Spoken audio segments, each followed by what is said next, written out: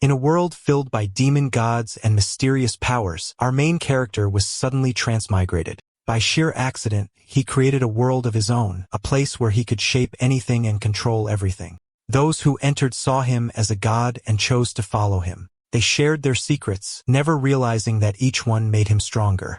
Before long, his power had grown beyond anything the world had ever known. The story begins with a young man waking up in pain, holding his head, and feeling something is seriously wrong. When he opens his eyes, everything around him looks strange. The room, the desk, even a red moon outside the window are completely unfamiliar. He walks to the mirror and freezes. The face looking back isn't his. That's when he realizes he has somehow become another person named Klein Moretti. Trying to calm himself, he thinks back to what happened earlier that day. He had bought an old book from a street vendor filled with strange symbols and words. Out of curiosity, he tried reading them out loud as part of a luck ritual. He even placed food in the corners of his room, following the instructions. Nothing happened back then, but now he wonders if that strange ritual caused this. Suddenly, his head hurts again and strange memories begin to pour into his mind. But these memories aren't his, they belong to a man named Klein Moretti, a citizen of the Lone Kingdom on the northern continent. Klein's father was a soldier who died in service, and his pension helped Klein study. His mother, a follower of the Evernight goddess, passed away after he entered Koyi University. Now, Klein lives with his older brother and younger sister, relying on his brother's income. He studied history and learned ancient languages like Fasak and Hermes, which are often used in old prayers and texts. As the new memories settled, the young man notices a notebook on the desk written in Hermes. Inside, a message reads, "Everyone will die, including him." Fear runs through him. He looks down and sees his hands are dirty. When he looks in the mirror again, he sees a bullet hole in his forehead. He stands there, terrified, realizing he's somehow inside Klein Already's body, with no idea how or why it happened. Klein stood frozen in front of the mirror, staring at the bullet wound on his forehead. It looked real, but somehow he was still alive. The wound was already half healed, which made no sense. Maybe it was something caused by the transmigration. He then wondered how he had died before. His eyes fell on a revolver lying on the table. When he picked it up, he noticed one bullet was missing. A cold feeling ran through him as he realized that missing bullet was the one that killed him. There was also blood on another bullet, proving it was true. But was it suicide or murder? Suicide didn't seem possible. His family was too poor to even buy a gas lamp, so how could he have bought a revolver? And if it was murder, why would anyone kill someone like him? A poor history graduate with no power or enemies. Frustrated, he washed his face and tried to calm down. The memories of the body's original owner were messy and unclear. Stealthy cleaned up the room and wiped away the blood at trying to make sense of what had happened. When Klein returned to the room, his eyes fell once again on the revolver. Before he could think further, a girl walked in and called his name. Startled, he quickly hid the gun and pretended to be busy winding a pocket watch. Trying to act calm, he greeted her and mentioned she was always on time. He explained he was just fixing her father's watch since the hands had stopped moving. Melissa frowned and snatched the watch from his hands, saying it belonged to their father, so she should be the one to repair it. As Klein watched her work, memories slowly came back to him. Melissa Moretti, 16 years old, the youngest in the family. A student at Tianjin Technical School who dreamed of becoming a steam mechanic. Just like his memory said, she was naturally gifted with machines. After carefully adjusting the watch, Melissa handed it back, and Klein thanked her, calling her the best. Before leaving, she gave him a worried look that made him wonder, did she think her brother had lost his mind? Later during breakfast, Melissa reminded him of his errands. She told him to buy fresh bread, meat, and peas, planning to cook lamb and pea stew for his upcoming interview. She emphasized only 8 pounds of bread since the rest would spoil in the heat and reminded him again not to forget the lamb and peas. Klein nodded quietly, knowing her words came from genuine care.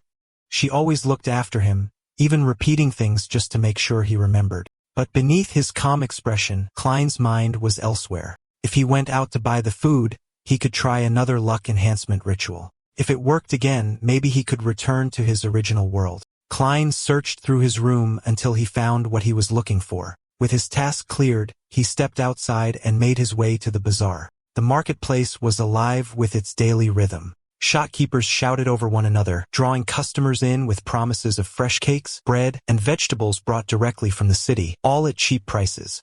Beggars sang in hopes of receiving coins, while children laughed and played in the streets.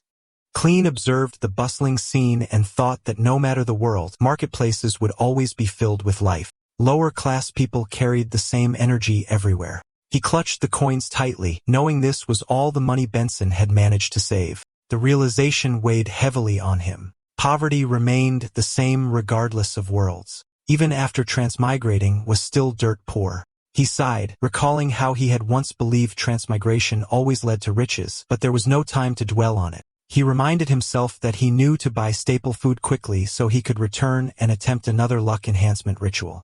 His only hope was to transmigrate back to his original world. Klein entered bakery and greeted the owner. He politely requested 8 pounds of rye bread. Mrs. Smyram welcomed him warmly and hurried to prepare his order.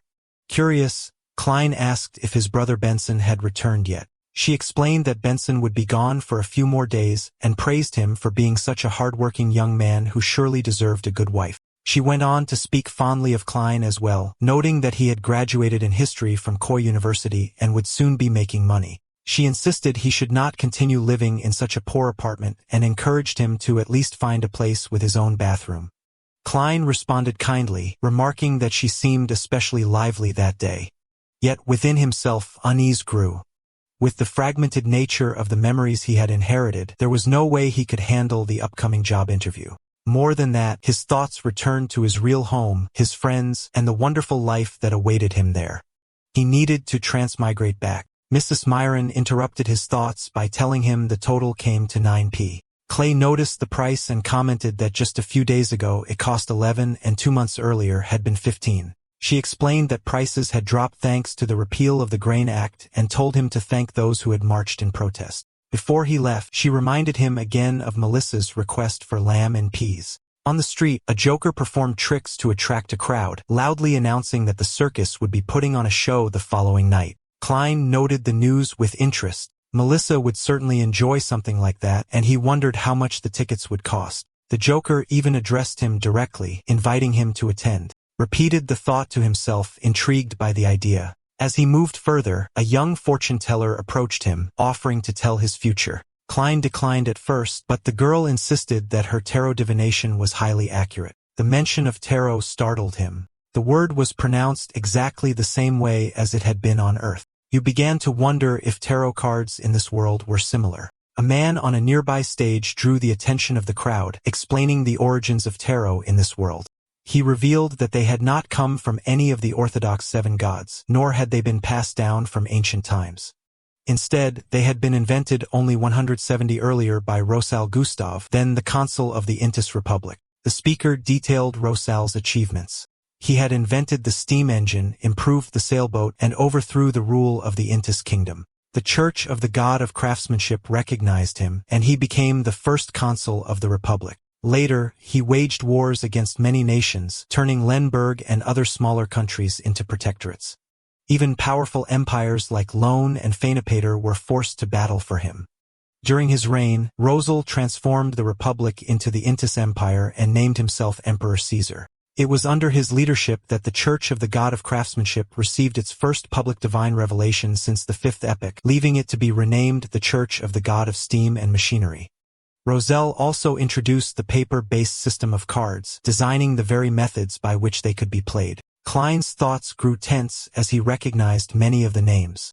Based on the fragments of memory within him, he suspected that this Emperor Caesar might have been another transmigrator, a senior like himself. Turning back to the fortune-teller, he asked if the price for a reading was reasonable, and she smiled, offering it for free since he was her first customer of the day. She laid the cards down one by one, the Magician, the Emperor, Temperance, and the Hanged Man. Klein's breath quickened as he stared at the deck. The cards themselves were identical to those on Earth. The possibility that Rose Augusto had truly been another transmigrator seemed more and more real. The girl asked him to shuffle the deck and cut it, assuring him there were no hidden fees. Reluctantly, Klein agreed. With the cards in hand, she looked at him and asked whether he wished to know his past, his present, or his future. Roselle instructed Klein to shuffle the cards again, explaining that only by shuffling after deciding on the question would the cards reveal answers that were truly relevant. Klein grew irritated, feeling she was being unnecessarily petty, as all he wanted was to confirm whether the reading was completely free. Despite his frustration, he reshuffled the deck once more. After finishing, he announced the task completed and questioned whether there were any issues this time. Roselle began laying out the cards. She revealed the first is representing the past, then the second as symbolizing the present, and finally, the third is heralding the future. Klein chose to look at the present card first. Roselle turned it over, revealing the Fool. Klein's thoughts immediately recall the meaning of the Fool tarot card, which was numbered 0. It represented a beginning branching into endless possibilities. He wondered what it might signify in his own case. Roselle remarked on the card's meaning before a sudden interruption occurred. A girl appeared, accusing Roselle of impersonating her again. As she forcefully dragged Roselle outside, she exposed Roselle as an animal trainer, explaining that fortune-telling was actually her own job. While leaving, Roselle reassured Klein not to worry about this development, stating that divination was simply something she liked, and sometimes her interpretations could be surprisingly accurate. The real fortune-teller then turned to Klein, offering to help interpret his cards. He asked if the service was free, and upon learning it was not, declined the offer and left. As Klein walked away, he thought about the strange situation he'd just been in, realizing he had nearly received a tarot reading from an animal trainer. Carrying the food Melissa had tasked him to buy, he reflected on his financial situation. Money was tight. He had spent 2 solely and 1 p on the food, with the extra penny coming out of his own pocket. He thought about Benson, the breadwinner of the household, and felt sorry for him.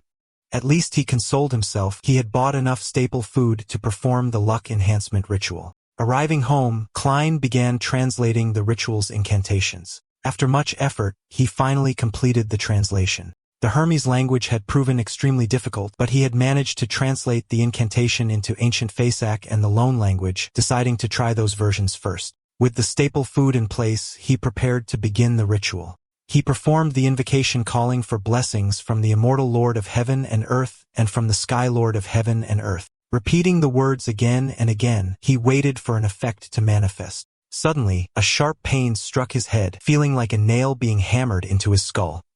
His head throbbed as if it would explode, his eyes barely able to open from the pain. Panic and regret filled his mind as the agony grew overwhelming, leaving him unsure of what was happening or who might be speaking in the background. In that moment of anguish, he wished he had simply left the ritual alone. Klein slowly awoke, his mind dazed as he tried to make sense of his surroundings. He wondered where he was, finding himself in a place unfamiliar and strange. Before him, a small red ball of light floated gently in the air. As he reached out to touch it, the glowing sphere darted away and disappeared from his grasp. His gaze shifted, and he saw a girl. Her name was Audrey. She stood before a mirror, staring intently at her reflection. With determination, she invoked the magic mirror, commanding it to awaken in the name of the Hall family. In her heart, disbelief rose as she realized her father had deceived her yet again. He'd always claimed that the mirror once belonged to the Dark Emperor of the ancient Solomon Empire, insisting it was an extraordinary treasure. But this moment proved his stories were nothing more than lies. Shock spread across her face as she noticed something she had not expected. The scene shifted to the sea. A massive ship pushed forward through raging storms, tossed violently by the waves. Among the crew stood Wilson, a man who held in his hand a strange triangular object that gleamed with a mysterious light. He wondered about its nature, uncertain of the power it contained. Without warning, Audrey and Wilson found themselves drawn to Klein's location. Both of them stood near him, their expressions filled with confusion as they tried to understand how they had arrived in this strange place. Klein looked at them, stunned by the realization that there were others here with him. He noticed that they spoke the Loan language just as he did. Questions flooded his mind. What was this place? What was he trying to do? Even he did not know the answers, and a thought formed within him that perhaps these two individuals had also been pulled into this mysterious world as a result of his luck enhancement ritual. The name La Cha Shovel echoed within his mind, followed by Wembuvel as he tried to piece together the meaning of these strange events. Instead of revealing himself too quickly, Klein decided to test the situation. By summing things out, he might be able to gather valuable information. With that resolve, he concluded that this moment was nothing more than an attempt. Audrey and Wilson were startled when they heard the word attempt. Both of them wondered about the man who had said it. Audrey looked toward Clean and asked if his attempt was complete and if she could be allowed to return home. Smoke filled the air, making it difficult for Clean to see them clearly. From what little he could make out, he saw a girl with blonde hair and a man with blue hair. Yet their appearances remained vague, blurred as if hidden behind a veil. He wondered if this was because his power was too weak or because he did not yet understand the workings of this strange world. In this moment, he realized that they were the guests and he was the host. One truth he could state with certainty was that he held authority here. Klein told them that if they made a formal request, he could send them back immediately. Audrey listened and felt that his tone carried no malice. In her heart, she thought this was truly a wondrous experience. She admitted to herself as she liked mysteries and was fascinated by the supernatural. What she really wished to know was how one could become a Bayonne. Clayton, however, questioned his own role. As host of this place, was it proper for him to simply stand there and answer questions? He thought of how it should be. There should be a temple and a long table, and he should be seated at the head, watching the guests as they posed their questions. Suddenly, the strange space around them shattered. In an instant, they were drawn into a vast palace. A grand table appeared before them, and Klein instinctively took the seat at its head. Audrey looked around in awe, calling it miraculous. Klein agreed. Wilson then spoke asking if Klein was from Lone. He explained that anyone wishing to become a should join the Church of the Evermight Goddess, the Church of the Lord of Storms, or the Church of the God of Steam and Machinery. Yet he admitted that very few people were ever granted such an opportunity. Even within the churches themselves, Beyonders were rare, though they could still be found among courts, tribunals, and execution agencies fighting against the growing dangers hidden in the dark. He noted that their numbers were far fewer now than in the early days of the Iron Age. Klein recalled from his inherited memories that the Iron Age was the name of the current epoch, the fifth epoch, which had begun more than 1300 years ago. Audrey quickly interjected, saying she already knew all of those things. In fact, she knew even more. She spoke of the Nighthawks, the mandated punishers, and the machinery hive mind. But despite her knowledge, she admitted that she did not want to lose her freedom.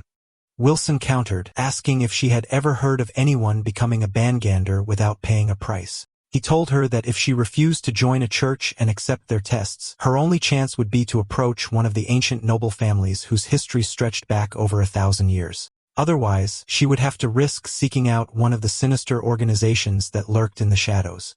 Audrey pouted and asked if there was truly no other way. Wilson looked at her, hesitated, and then turned his eyes toward Klein. Klein grew nervous under his gaze. Wilson then revealed that he possessed the recipes for 2 Sequence 9 potions. Audrey's eyes widened with excitement as she asked which 2. Klein silently repeated the words in his thoughts. Sequence 9.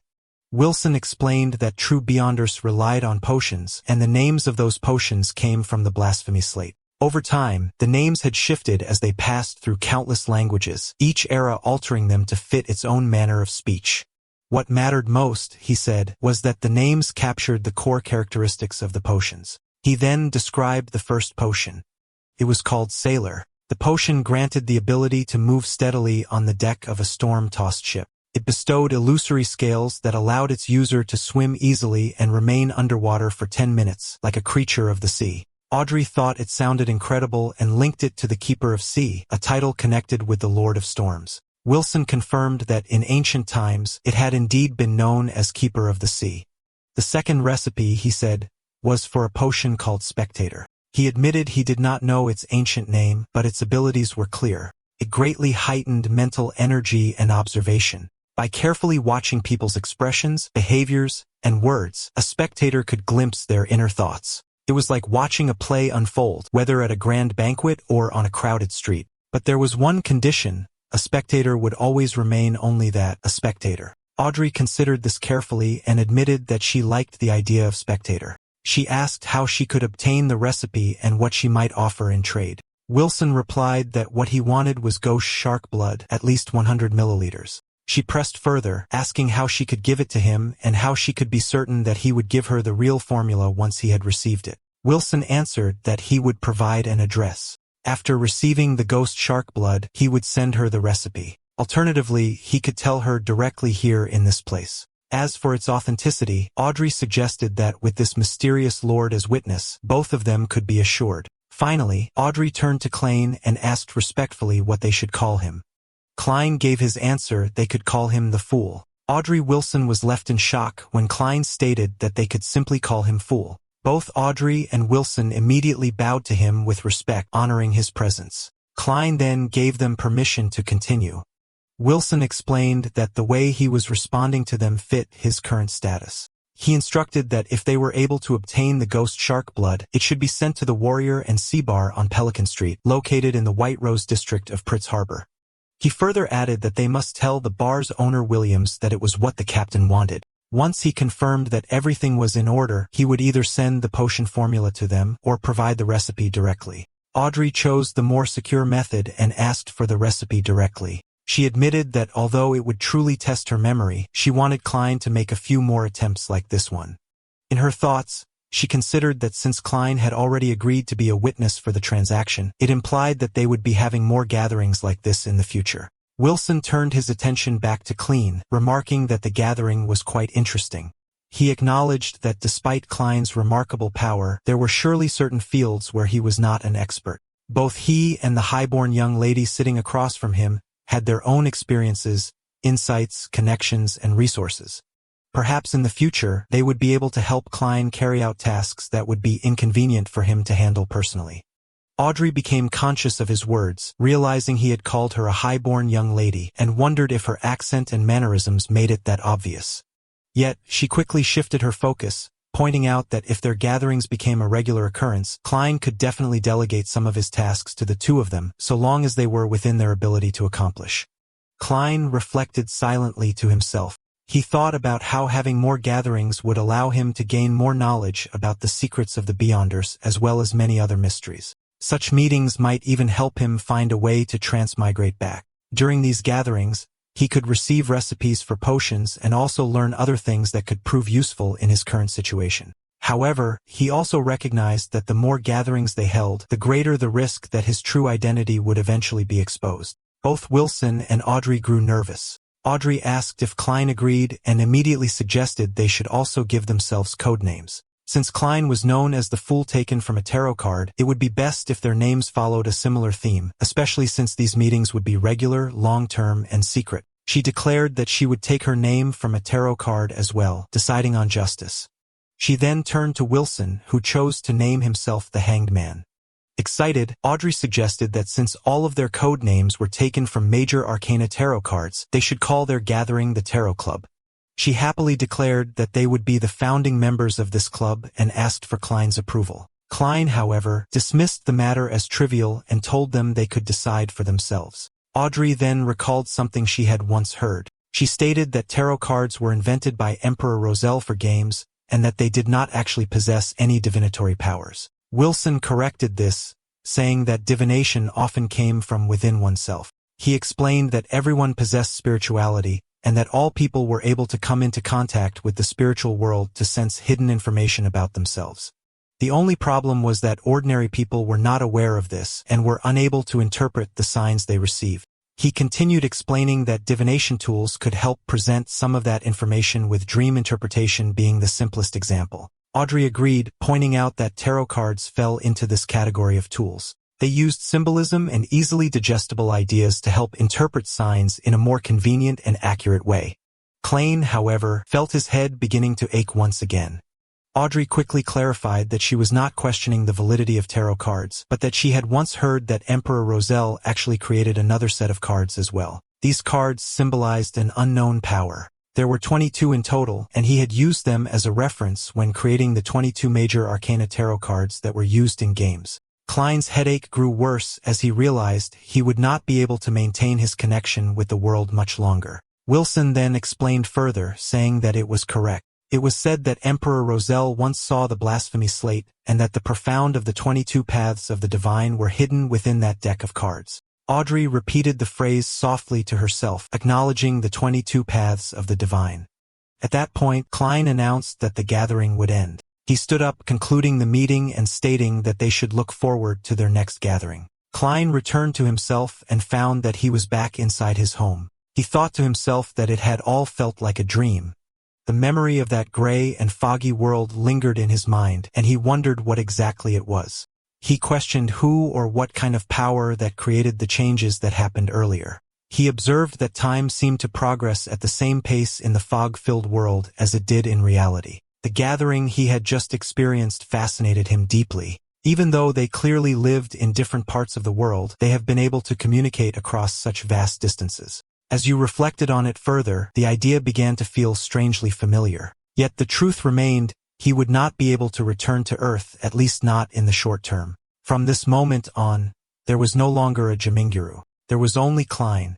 Meanwhile, Wilson returned to his ship. In his hand, a triangular object crashed and broke apart. He then approached the captain of the vessel, who defiantly declared that he would not give in. Wilson replied with cold confidence, insisting that he had faith in the outcome. Without hesitation, Wilson seized the captain by the neck and hurled him overboard into the sea. One of the mercenaries quickly asked what had happened. Wilson dismissed the concern, claiming that the captain had simply escaped. Yet, he muttered to himself that the man still possessed some of his Bayonne powers. He brushed it aside, stating that the captain was only of secondary importance. Wilson reminded the others that they would still be rewarded for discovering the ghost ship from the Tudor era. He ordered them to focus on repairs. As the storm continued to rage around them, he remarked that the captain would not be able to last long in the open sea.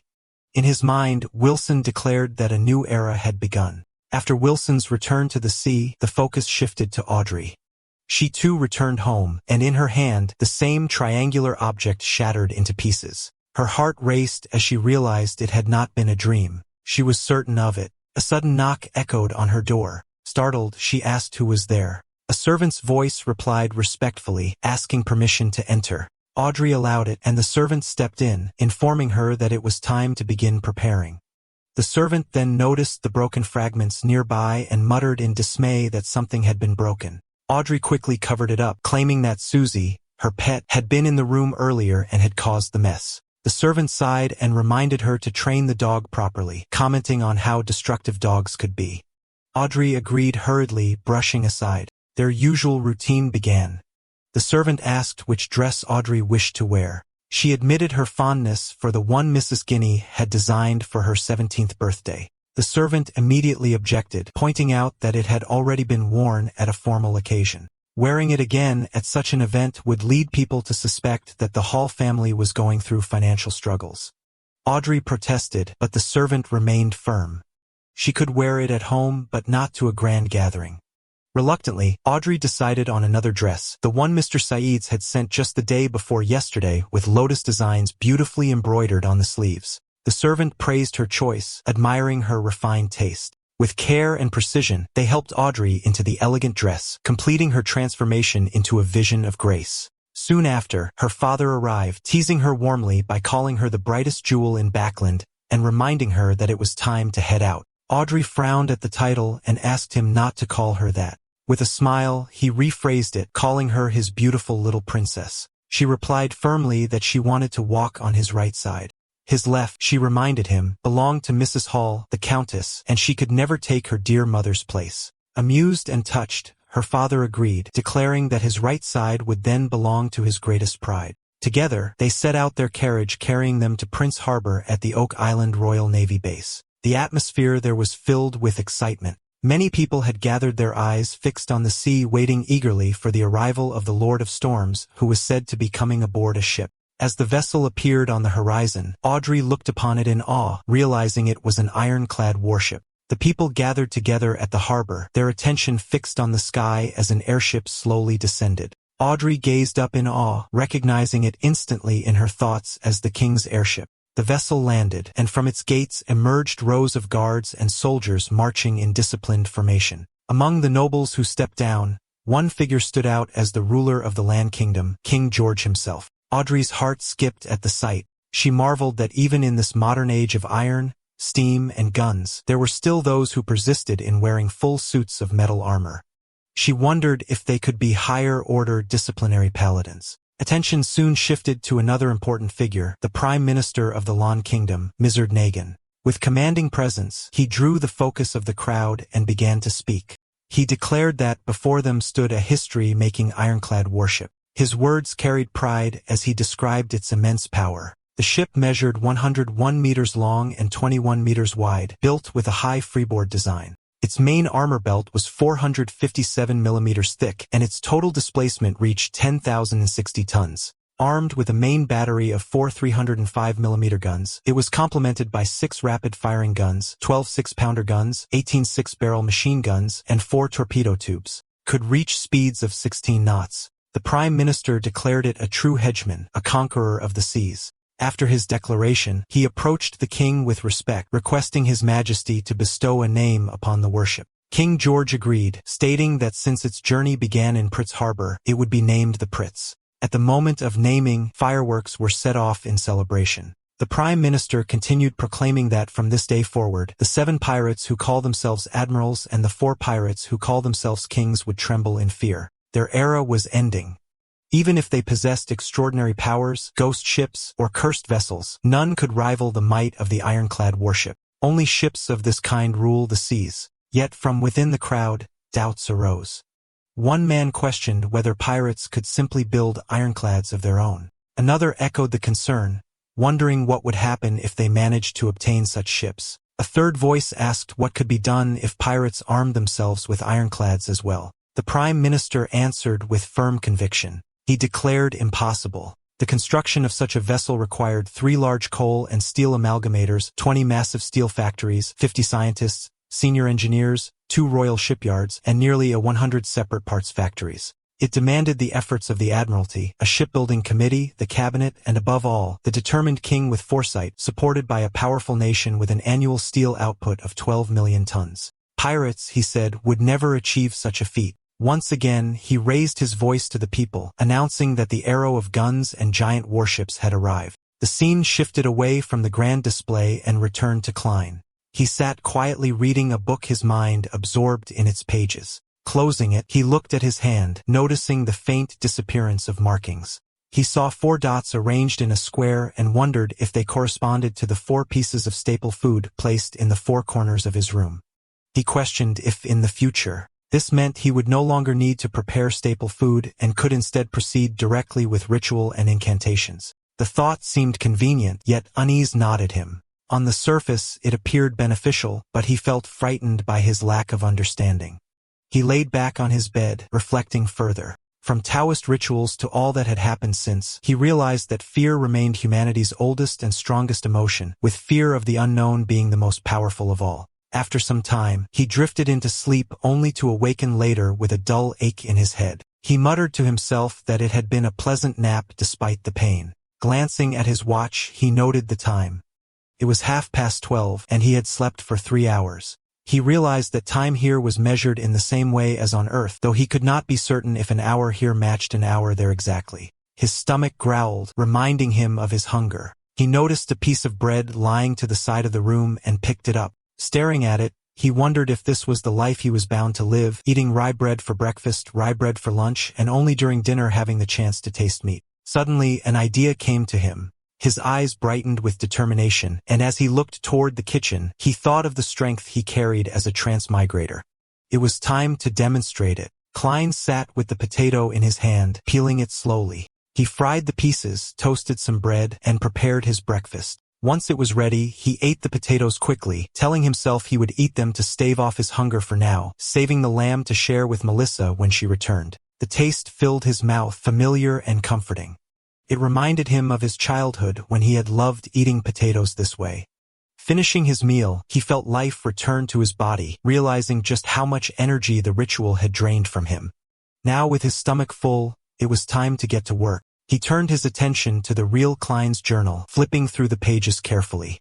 It was undeniable that he had transmigrated into this body, and there was no way to escape it. The only path forward was to find a way into mysticism and become a Bayon, just like the people known as Justice and the Hanged Man had discussed. Fortunately, Klein had been a meticulous man who kept a journal. This habit might hold answers. Before the next gathering, he knew to read through it and piece together the gaps in Klein's fragmented memories. But there was another mystery, why Klein had committed suicide and when it truly happened to him. His eyes fell on an entry dated May 29.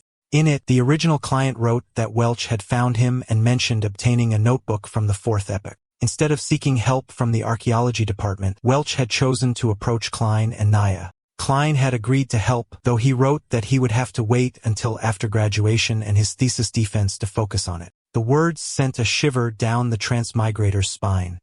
According to Klein's memories, this was currently the Iron Age, and the fourth epoch had come just before it. Yet human historians only pieced together fragments of that time from theological texts of the 7 major churches. At present, they only knew of the Solomon Empire, the Tudor dynasty, and the Trunzo's Empire. Klein thought of the excitement the original must have felt as a history student when discovering something that could reveal more about the fourth epoch, also called the Age of the Gods. But then another thought crept in. Could the information Welch had found have something to do with Klein's death? Were there more clues hidden in these pages?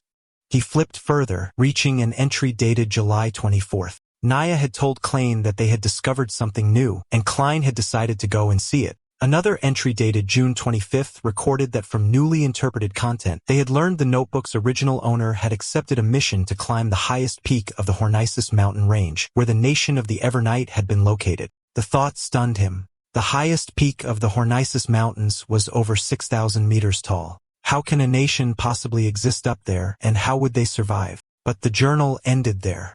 He stared at the last words, realizing he had transmigrated into Klein's body on the night of June 28. It struck him suddenly. Was that cryptic line the key? Everyone will die, including me. It seemed to be a final clue left behind. He reflected on this world and its differences. Universities were rare, and mostly nobles and aristocrats could attend. Even so, any commoner who managed to enter would still leave with valuable connections even if they failed. Clayton had been one of those students, and Welch, son of a wealthy banker, had often come to him and Naya for help due to their group assignments. The thought sparked a new plan. He needed to visit Welch and take another look at the ancient notebook. Perhaps he would be able to uncover more clues. Yet he also knew how such situations unfolded in stories and movies. If the notebook truly had something to do with him, he would most likely run into danger by going. But he could not avoid it either. Running would only keep him from ever solving the mystery, and he certainly could not go to the police. How could he report his own suicide? Just as his mind raced with these thoughts, a knock came at the door. Klein held a gun in his hand and wondered who could possibly be arriving at such a time. From the other side of the door, a voice identified itself as Bitch Mountbatten. Klein immediately realized that it was the police. He placed the gun aside, telling himself that should be enough, and moved toward the door. Opening it with a yawn, he pretended to have just awoken, apologizing as if he had been taking a nap. But the moment his eyes fell on Batten, his expression stiffened. Standing beside him were 3 other police officers. Batten explained that the officers had something to ask him. Klein invited them in, asking what the matter was. His attention, however, drifted to the epaulette of one of the men, noticing the 6 pointed stars embroidered there. That detail made it clear these 3 were inspectors. One of them began the questioning by asking if Klein knew Welch McGovern. Klein, startled, asked if something had happened to him, but the inspector cut him off, saying the questioning was routine and there was no need to be nervous. Klein confirmed that if they were referring to Welch McGovern, the graduate from Coy University in Constant, then, yes, he knew him. They had been classmates under Senior Associate Professor Quentin Cohen. Klein admitted that their relationship was good. He explained that he, Welch, and Naya had been meeting often, interpreting and discussing a document Welch had obtained, one related to the fourth epoch. That document was in the form of a notebook. With hesitation, Klein asked if something had happened to his friends. The inspector informed him with regret that Welch had passed away. Shock struck Klein, and his voice trembled as he asked about Naya. The inspector revealed that she too had died, both of them found in Welch's residence. Klein's thoughts raced, and he asked if they had been murdered. The inspector replied that the evidence suggested otherwise. Judging from the scene, it appeared to be suicide. Walcham repeatedly slammed his head against a wall, leaving it covered in blood. Naya had drowned herself in a simple water basin used for washing one's face. Klein could hardly believe it, insisting that such a thing was impossible. The inspector admitted that they had thought the same, but the autopsy results and the state of the scene left no clues of external involvement. The bodies bore no signs of struggle. The inspector continued the questioning, asking when Klein had last seen them. Klein recalled that it had been on June 26th when they had interpreted and read through a new section of the document. Afterward, he had returned home to prepare for his upcoming interview at the Department of History in Tianjin University, scheduled on the 30th. As the questioning went on, the second inspector's eyes fell upon Klein's journal lying on the table. He casually picked it up. Panic surged within Klein as he realized he'd forgotten to hide it. Nervousness crept over him as his heart tightened at the thought of what they might discover inside. The first inspector reassured Klein not to be nervous, saying it was part of the required procedures. Klein's mind raced as he realized they were not planning to stop at all, yet none of them had shown a search warrant. He reminded himself that the Lone Kingdom's judicial system was still young, and the police force itself had only been established 15 or 16 years ago, so search warrants might not even exist yet. The second inspector then held up Klein's journal from the table, calling his attention to a line written within it. He asked about its meaning. Tension gripped Klein as he remembered what that line meant. It was the phrase that everyone would die. Anxiety built inside him as he wondered whether he should lie his way out of this or attempt another approach. To him, it was common sense that everyone would die. Everyone except the number written there, June 2005. Thoughts twisted rapidly as he considered whether revealing weakness might be dangerous. Yet at the same time, he realized this might be a chance to build connections with the police. This could even be an opportunity. Trying to steady himself, Klein claimed he did not know why he had written it. He explained that when he woke that morning, he had felt something was wrong, as though he had forgotten something. He insisted that the strange events of the past few days had left his mind unclear, and even to himself, the reason behind writing such a sentence remained uncertain. Inwardly, he reasoned that telling the truth with caution might be the safest path, yet doubt still lingered on whether they would believe him. One of the other inspectors reacted with anger, calling his explanation absurd. He accused Klein of pretending to have amnesia and declared he would sooner believe a plea of insanity. Klein firmly repeated that he was telling the truth. The first inspector, however, held a different view. He suggested that perhaps Klein really was telling the truth. He explained that an expert would be arriving in the next day or two, someone who could help Klein recover his lost memories. Klein froze in disbelief, realizing the inspector had accepted his story so easily. The thought of an expert probing into his mind unsettled him. He wondered if this person was a psychologist, and fear struck him at the possibility of his memories of Earth being exposed. The first inspector then closed the questioning. He thanked Klein for his cooperation and instructed that for the next few days he should not leave Tianjin. If there is any reason to leave, you must notify Officer Mountbatten first. Otherwise, he would be held in contempt of the law. Clay nodded and agreed, realizing that the session was finally over. Yet unease filled him as he thought of what might come next. They might continue investigating or even take him back to the station. As they left, the second inspector made a passing remark saying Klein was lucky. Normally, he explained, after encountering such an event, everyone involved would die. He emphasized how fortunate it was to see Klein alive. Klein's mind spun at those words. The idea that it was normal for everyone involved to die only deepened his confusion. He questioned why, if the matter was so frightening, they were not placing him under protection as an important witness. It felt careless, and he wondered if they were simply trying to test him or even use him as bait. Overcome with nerves, he hurriedly told the inspector that they would truly protect him. He reminded himself that such a reaction would be natural for anyone in his position.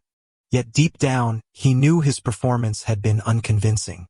He realized he would need to dedicate real effort to improving his acting skills. Once the police were gone, Klein placed his belongings back in the locker and turned his focus to the evening ahead. He resolved to wait for Melissa to come home so they could have lamb and pea stew together. He knew her approach to cooking was far too simple and crude, and if he left it to her, it would be well past 7:30 before food was ready. By then, she would be starving. Deciding to take matters into his own hands, Klein planned to show her what true cuisine could look like. As for the sudden revelation of his cooking skills, he chose to pin the inspiration on Welch. After all, the dead could not refute him. Klein stood in the kitchen, cooking as the fragrance of his food spread warmly through the air. Soon after, Melissa returned home and immediately noticed the aroma. She was surprised to see that Klein had prepared the meal himself. She tasted the food and was amazed at how delicious it was. The flavors stunned her, and she could hardly believe it was his first attempt. Klein told her he had already eaten a few bites while cooking, claiming it as the privilege of being the chef. Melissa laughed, praising the dish again, though she admitted it had all been meant for him. Klein explained that he had once asked Welch to teach him how to prepare this recipe since Welch's chef was especially skilled. Still, compared to that, his own effort was lacking. He promised that once he got enough money, he would take Melissa and Benson out to a restaurant where they could enjoy even better food together. Melissa smiled, but quickly reminded him about his upcoming interview, and Klein jokingly told her that cleaning up would be her responsibility. She washed the dishes, still curious, and asked if he had used black pepper and lard. Klein admitted to using just a little, saying it was the price of making food taste so good. Melissa then suggested that she should return to doing the cooking, reminding him to focus instead on his interview and on securing a job. Klein laughed quietly to himself, thinking that she didn't need to bring up such a different matter in that moment. As night came, Melissa told him to make sure he slept early. They exchanged goodnight wishes and both went to bed. Sometime later, Klein was awakened by a knock at the door. Half asleep, he asked who it was, and a voice outside introduced itself as Dunn Smith. The name meant nothing to him, and he thought in confusion that he did not recognize it. When he opened the door, he saw that it was the first inspector from before. Klein asked if something had happened, and Dunn explained that they had found a coachman who confirmed seeing Klein on the 27th, the very day Welch and Naya had died. The coachman testified that Klein had gone to Welch's residence, and it had even been Welch who paid for the ride. Hearing this, Klein realized his suspicions were correct. On June 27th, the original Klein really had gone to Welch's home. Afterward, he had returned only to commit suicide that same night, just as Welch and Naya had.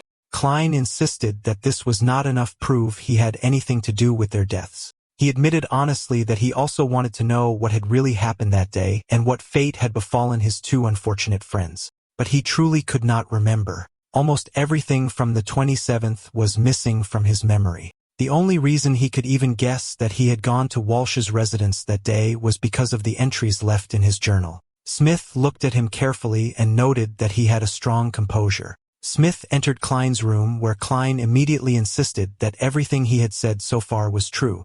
Deep inside, Klein acknowledged that it was only part of the truth. Smith revealed that one of Mr. Welch's revolvers was missing and unaccounted for, and he was confident you would find it here. Klein quickly realized that the weapon belonged to Welch. He raised his hands and admitted that the revolver hidden beneath the bed, tucked inside the frame.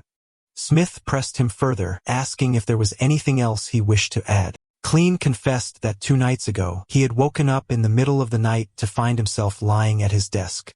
The revolver had been beside him, and in the corner of the room, he had seen a sped bullet. The scene looked as though he had attempted suicide. Perhaps it was because of his inexperience, or perhaps because he lost his mirror at the last moment, but the attempt had failed and he had survived. Afterward, he discovered that some of his memories were gone. Among the missing fragments were all memories of what he had seen or done at Welch's residence on the 27th. He insisted he was not lying and truly could not recall anything.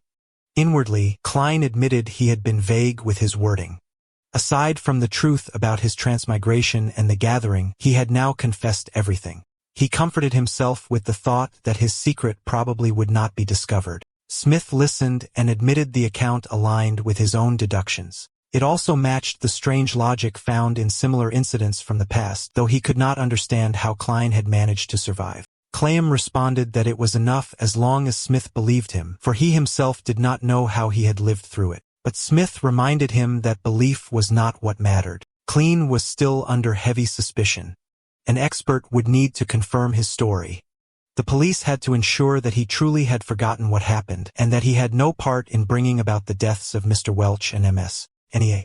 Smith told him to cooperate with the investigation and accompany him to the police station, warning that the process might take 2 to 3 days. Klein agreed, but requested permission to leave a note first explaining that she'd arrived earlier than expected. Smith allowed it. As Klein wrote, he wondered anxiously whether the expert would be able to uncover the truth of his transmigration. He recalled how, right under the watch of the 7 major churches, Emperor Roselle had been assassinated. If even something like that had happened unnoticed, then transmigration might still be discovered and could place him before an arbitrator. He admitted to himself that he had no weapons, no combat abilities, and no way of knowing how many more police were waiting outside. If they drew their guns and opened fire, you would be finished. He resolved to take it one step at a time. When the note was complete, Smith escorted Klein outside and directed him toward the carriage. Just then, across the street, a man was caught stealing from a child. The thief struggled and cried out that he had not stolen anything. The man holding him shouted angrily for the boy to return what he had taken or face consequences. The thief continued to protest, insisting on his innocence. Seizing the chaos as an opportunity, Klein bolted thinking this was his chance. He was stunned by the sudden distraction and realized that if he could escape the city, he would not have to meet the expert. His plan was to flee to Backland, a city with a dense population where it would be easier to hide. He noticed several carriages and quickly decided to use one. If he could board and then switch carriages along the way, he might throw the police off his trail for at least a little while. He approached a coachman and ordered him to take him quickly to the pier outside the city. The man agreed, and the carriage began to move. Klein's mind raced as he thought he was almost there. But then he asked where they were heading, and was told their destination was Welch's residence. In shock, Klein realized too late that the man driving the carriage was none other than Smith himself. Klein awoke suddenly from his slumber, realizing with a jolt that everything he had just experienced had been a dream. He glanced at his watch and saw there was only 2:30 a.m. The realization struck him that he needed to step away for a moment to relieve himself. As he moved, he became aware of a figure standing behind him. Smith was there, and the sight left Klein stunned, unsure if he was still dreaming. Smith introduced himself as Dunn Smith, a Nighthawk. Klein's mind immediately stirred, recalling that Nighthawks were the group of Beyonders mentioned by Justice and the Hanged Man, the organization under the Church of the Goddess. His thoughts raced as he wondered if Smith had been controlling his dreams, causing the strange visions he had just experienced. Smith clarified that he had not controlled the dream, but had only entered it to provide necessary guidance. As Klein processed this, Smith explained that when one is dreaming, thoughts and emotions usually kept buried rise to the surface, making everything appear chaotic, absurd, and strange. Yet the truth always lingers within hidden, but discoverable. For someone experienced like Smith, finding the truth was easy. Compared to Klein's conscious self, he found Klein's dreaming self more reliable. Klein realized that ordinary people could not control their dreams. This meant that if he dreamt about something from Earth, Smith would inevitably find out. In his dream, however, Klein had remained clear-headed, fully aware of what could and could not be revealed. He had shown only what he intended for Smith to see. He began to suspect that his mental state was unusual because of his transmigration, or perhaps because of some added effect from the luck enhancement ritual. Klein then asked if Smith now fully believed he had lost his memories. Smith noted that most people he had met before, even after finishing a dream, would still refuse to believe that Beyonder powers existed and would prefer to think they were still asleep. Klein, however, felt differently. He hoped and prayed that such powers could be used to help him, a thought that intrigued Smith. Smith reflected that perhaps it was not only luck that it kept Klein alive. He confirmed that Klein had indeed lost parts of his memory due to the incident, especially memories directly connected to it. Klein then asked if he could go home, but Smith denied the request. He explained that Klein still needed to accompany him to meet an expert. Klein questioned why this was necessary, thinking to himself that it had to be a joke. If the expert possessed skills like hypnosis or mind reading, the truth of his transmigration could easily be exposed. Smith assured him that while he was confident about matters of dreams, it never hurt to double-check critical things. The expert, he explained, specialized in a different area and might even be able to help Klein recover some of his memories. This could include recalling the current whereabouts of the notebook Klein had been so concerned about the Antigomez family's notebook. Klein was shocked. Smith revealed that they had been unable to find the fourth epic notebook despite searching extensively through Mr. Welch's home. They had discovered nothing. Ney was dead. Welch was dead. Klein was now the only remaining clue. Klein's thoughts raced as he realized that the notebook had vanished without him ever once considering its location before this moment. Smith then instructed Klein to go with him to Walsh's residence where the expert was waiting. Klein felt an overwhelming urge to run, but he knew Beyonders were far more powerful than ordinary humans. Based on Smith's behavior during the dream, he had already raised his guard, and Klein was certain he was armed with a gun. As Smith escorted Klein in the carriage, he questioned him about why he had tried to escape at the end of his dream and what he had been so afraid of. Klein explained that he no longer remembered what he had done at Welch's house, nor whether he had caused their deaths. He admitted he was terrified that he might truly turn out to be the culprit. Fear had overtaken him, and he thought it would be better to run away, to flee to the southern continent and begin a new life there. Smith acknowledged his reasoning and admitted that, in his place, he would have thought the same. Clayton then asked about the possibility of the expert confirming that he really had lost those memories. He wanted to know if, in the absence of evidence proving him guilty, the matter would finally be resolved. Smith replied that, in theory, it would. He explained that they would continue searching for the missing notebook and also ensure Clayton had not been cursed, nor was he hosting demons or evil spirits. They needed to confirm that he could live a safe and stable life in the future. Klein pressed further, questioning the word theory and asking if anything had ever broken this logic. Smith recalled a case from a few years ago involving a cult that forced its followers to commit suicide as living sacrifices. One follower at Resist It reported the cult and helped resolve the case. No trace of demonic influence had been found in him, and afterward, he lived an ordinary life with good finances, a strong marriage, and a smart, honorable child. Yet, in March, the man suddenly strangled himself to death in his office. Clean was shocked to hear such an ending. Soon, the carriage reached their destination.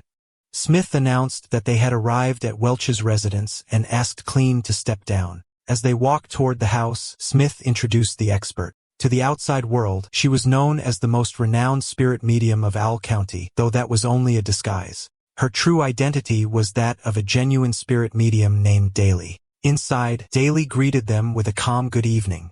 They took their seats on the sofa.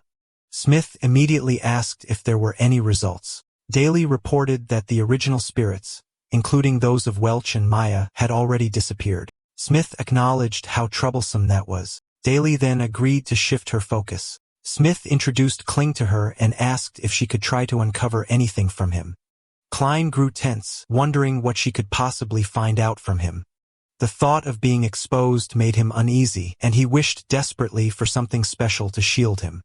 The feeling of being stared at by Daly left him unsettled. Daly spoke gently, explaining that since Klein was not an enemy, she could not treat him harshly.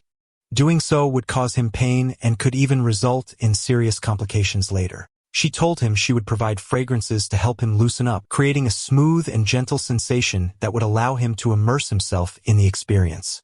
Klein found her words strange and unsettling. Smith reassured him not to think of unusual. Unlike the followers of the Lord of Storms, they had different customs, and here women could tease men verbally without issue.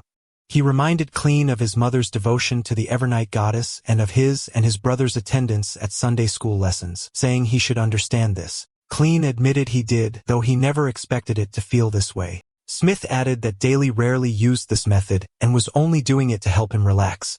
He emphasized that her true interest lay in corpses rather than in men. Clean, nervous and silent, stayed still as Daly lightly protested that Smith was making her sound perverse. She quickly moved on, saying it was time to begin. She presented an herbal distillate made from mag vanilla, slumber flower, and chamomile extract, which she called a mantha, meaning tranquility in the Hermes language. She promised it smelled pleasant. Next, she introduced another mixture named Eye of the Spirit. She explained how it was crafted from the bark and leaves of drago and polar trees, sun-dried for 7 days, decocted 3 times, and immersed in Lanti wine with several incantations added throughout. It was useful in mediumship and potent enough to enchant those exposed to it. Klein recognized the sensation it produced, comparing it to what he had felt during his luck enhancement ritual. At this time, it lacked the madness that had once made him feel as though he would explode. Daly smiled and gave her formal introduction, declaring herself as the true spirit medium Daly. Daly began the ritual by explaining how humans possessed vast cognitive scopes with countless secrets hidden deep within their thoughts. She compared the mind to a wide ocean, where the things people knew about themselves were merely small islands poking above the surface. Realized the ritual had started. Daly continued, saying that beneath those islands lay much more than what could be seen, and above them stretched the boundless sky, symbolizing the spiritual world. Klein noticed he could still think calmly, much like during his luck enhancement ritual and the secret gathering. Unsure of what would follow, he decided to pretend that he had already fallen under her spell. As Daly lit a candle and added liquid, she explained that the spirit within a body knew both the exposed islands and the hidden depths beneath. If a memory existed, it would always leave traces behind. At that moment, Klein, Smith, and Daly seemed to arrive in another place. Klein wondered if this was the ocean of his mind. Daly stated that a memory above water could be erased, yet beneath the surface or within the water itself, reflections of it would still remain. Klein denied this, claiming he did not think so. Smith repeated the point that the spirit within knew the entire ocean, both above and below. Daly affirmed that if it existed, it would always leave traces. Klein insisted that he could not remember and had forgotten, secretly hoping he had timed his performance correctly. Daly repeated her earlier words about human cognition and then ended the ritual, calling him back. The scene shifted back to the room. Klein wondered if it was truly over. Smith questioned Daly about why she had used a theory belonging to psychology alchemists who were considered madmen. Daly admitted she felt it was accurate, aligning with her past experiences. She found Klein tricky, noting that not a single trace had been left behind. Klein thought the entire process felt like a dream, and he was glad the luck ritual had given him practice for this. He concluded that it was safe to say he had cleared this stage. Smith agreed, saying they would assume so, and then asked Daly if she had examined Welch and Nia's bodies. As Daly extinguished the candles, she explained that corpses often revealed much, but in this case, Welch and Nia had truly committed suicide. The power that influenced them was terrifying, leaving no trace behind. She said she needed rest. Smith led Klein outside and congratulated him, telling him he could return home. However, Klein was warned never to speak of this matter to friends or family. Klein then questioned whether he still needed to be checked for curses or evil spirits. Smith reassured him that if Daly had found nothing, then none existed. Klein pressed again, asking how he could be sure no more trouble would come to him. Smith told him not to worry, explaining that in similar past cases, 80% of people experienced no further incidents. Klein, however, thought uneasily about the unlucky 20% who did. Smith then added that Klein could consider joining the Nighthawks as civilian personnel or even becoming a Beyonder himself. Shocked, Klein asked if such a thing was truly possible. Smith explained that they were not babysitters and could not always keep watch on Klein day and night to the extent of even witnessing his most private moments. However, he assured that if Klein joined them, at the very least, they would be able to immediately detect any warning signs that came his way. Klein responded hesitantly, questioning if he really could do this.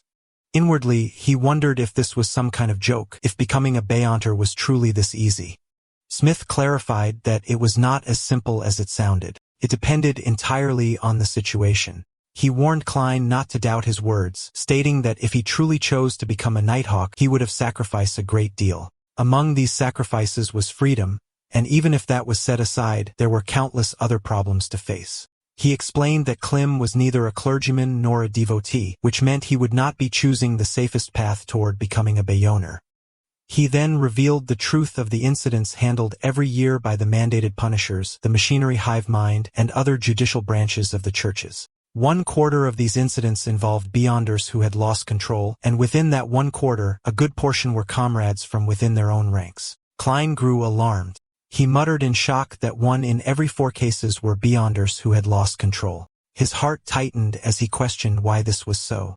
He wondered if being a Beyonder came with serious hidden dangers so severe that even those within the church's internal judicial systems were vulnerable to succumbing to them. Smith responded coldly, saying this was not something Klein needed to understand, nor was it something he could understand unless he became one of them. The two then stepped into a carriage. Klein insisted that unless he fully understood the matter, he could not possibly make the decision to join. Yet, he realized that if he did not join, he could never understand, leaving him trapped in an endless and paradoxical cycle. Smith corrected his misunderstanding, explaining that there were civilians within their ranks. Klein deduced that if he became part of their civilian personnel, he could eventually learn the relevant secrets. Only after gaining such knowledge could he truly decide whether or not to become a Beyonder. Smith agreed but added a warning. Deciding to become a Beyonder did not necessarily mean one would actually succeed. In this regard, all of the different churches were equally strict. Klein then raised the question of becoming civilian personnel, wondering if that too was a strict process. Smith replied that for Klein, there would be no problems. Curious, Klein asked why.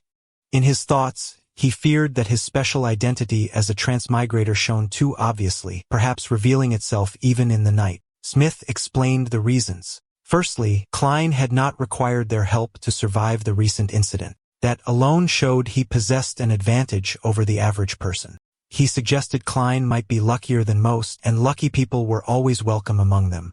Quickly, he brushed it off as a joke, but then continued. Secondly, Klein was a history graduate from Koy University, and they sorely needed someone with such expertise. Smith elaborated that they frequently encountered ancient documents and mysterious objects, many of which cults and heretics sought to exploit in order to grow stronger. When they tried, terrible and unnatural things often happened. Outside of specialists, most of the Nighthawks were neither studious nor well-learned. In the past, they had considered cooperating with external experts, but this came with risks of information leaks and possible misfortune for the experts themselves. For this reason, whenever professionals sought to join them, it was something they could not turn away.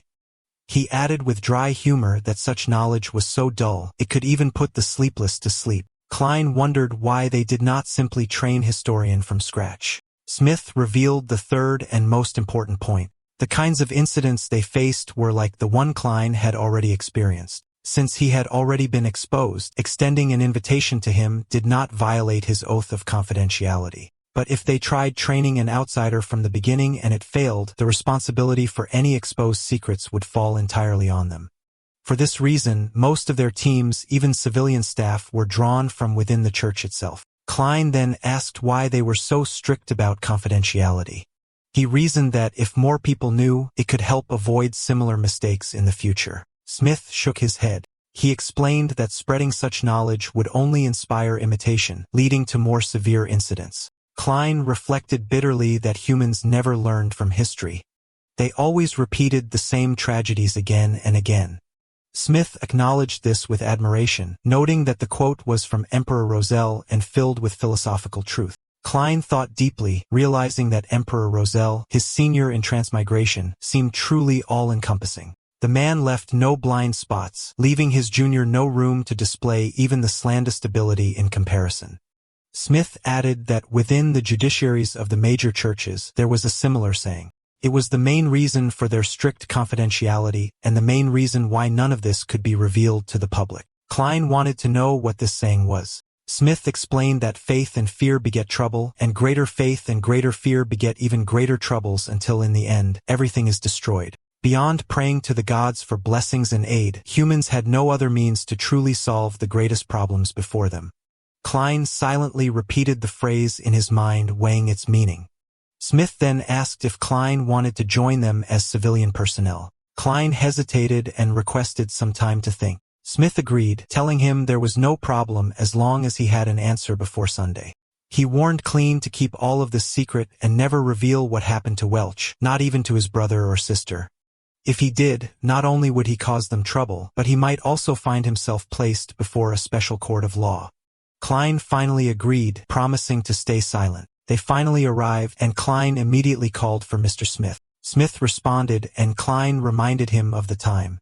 It was 9 o'clock. Klein asked about the civilian personnel, wondering how well they were paid and what kind of benefits they received. Smith explained that there was no need to worry about such matters. As qualifications and contributions grew, the salary would gradually increase. Smith continued, stating that civilian personnel usually signed a 5-year contract. Once the 5 years ended, they could quit without issue.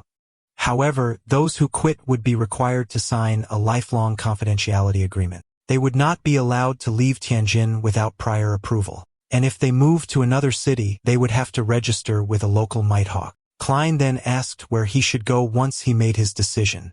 Smith told him to go in the Hound Pub on Beswick Street, ask for their boss named Wright, and tell him he wanted to hire a mercenary squad. The two of them stepped out of the carriage. Their location was confidential, and until Klein agreed to join, Smith could not reveal anything further. Smith then wished Klein pleasant dreams for the night and left. Klein checked his watch and felt relieved. It was a little after 4 in the morning. At last, he had managed to get past the spirit medium stage. When Klein returned home, he found Melissa sitting in his room. She asked where he had been. She explained that she had woken earlier to go to the bathroom and realized he wasn't home. Klein's thoughts grew uneasy. He wondered why Melissa was there and whether she had discovered anything. He quickly explained to her that he had woken in the middle of the night and could not fall back asleep. Not wanting to waste time, he decided to exercise and went out for a run. To prove it, he pointed out that he was soaked in sweat. Melissa sighed. She told him not to stress so much. She reassured him that he would definitely be able to pass Timdin University's interview and that he did not need to push himself so hard. Even if somehow he failed, and that was only a distant possibility, she believed he would still find something better. Klein acknowledged her words, but Melissa suddenly stopped him. She told him to wait and pulled out something she had made. It was crafted from spare parts the school did not need, as well as things she had found lying around. She had just finished it recently. Melissa explained that whenever she felt worried, watching it move calmed her down a lot. She had been doing it often and found it very effective. She wanted Klein to give it a try. Klein was amazed and praised her. He thought it was a turtle. Melissa corrected him, saying it was a puppet. Klein realized the problem was with the materials, which were too simple and crude. He then asked why she needed to go to the bathroom in the middle of the night since she had a chamber pot in her room. At that moment, Melissa's stomach made a loud noise from hunger. Embarrassed, she ran away, claiming she was going back to sleep. Klein reflected quietly, realizing that yesterday's dinner had been too delicious, and Melissa had eaten too much. Her body was simply not used to digesting such heavy food. Left alone, Klein sat in thought. He knew he needed to give serious consideration to Dunn Smith's invitation. Alright, that's the end of the story. Thanks for watching. See you in the next one.